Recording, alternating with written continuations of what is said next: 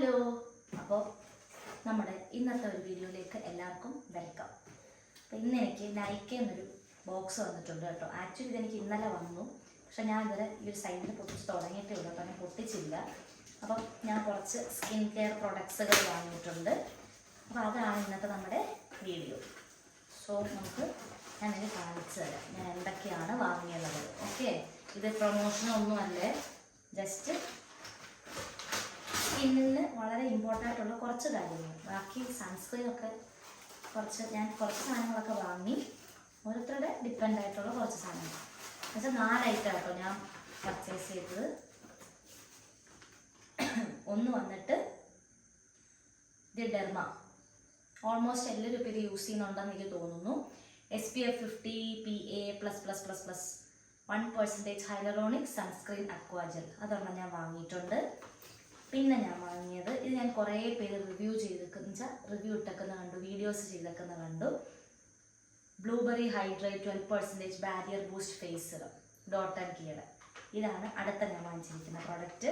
വേറെ പാക്കിംഗ് ഒക്കെ ഉള്ളത് കേട്ടോ, സൂപ്പറാണ്. പിന്നെ മിനിമലിസ്റ്റ് സാലിസിലിക് ആസിഡ് പ്ലസ് LHAയുടെ ഒരു ക്ലെൻസർ വിത്ത് ഓട്ട് എക്സ്ട്രാക്ട് പ്ലസ് സിങ്ക് പ്ലസ് അലൻടോൺ.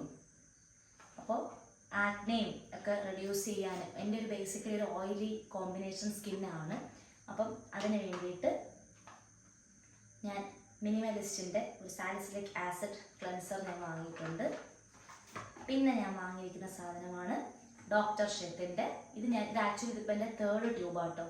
ഞാൻ കുറേ നാളുകൊണ്ട് ഇപ്പോൾ ഡോക്ടർ ഷെത്തിൻ്റെ തന്നെയാണ് യൂസ് ചെയ്യുന്നത്. Ceramide and vitamin C oil free moisturiser. അപ്പോൾ ഈ 4 പ്രോഡക്റ്റാണ് ഗൈസ് ഞാൻ വാങ്ങിച്ചിരിക്കുന്നത്. ഈ പ്രോഡക്റ്റിൻ്റെയൊക്കെ ലിങ്ക് ഞാൻ താഴെ വീഡിയോയിൽ ടാഗ് ചെയ്യാം, നെയിം മെൻഷൻ ചെയ്തേക്കാം.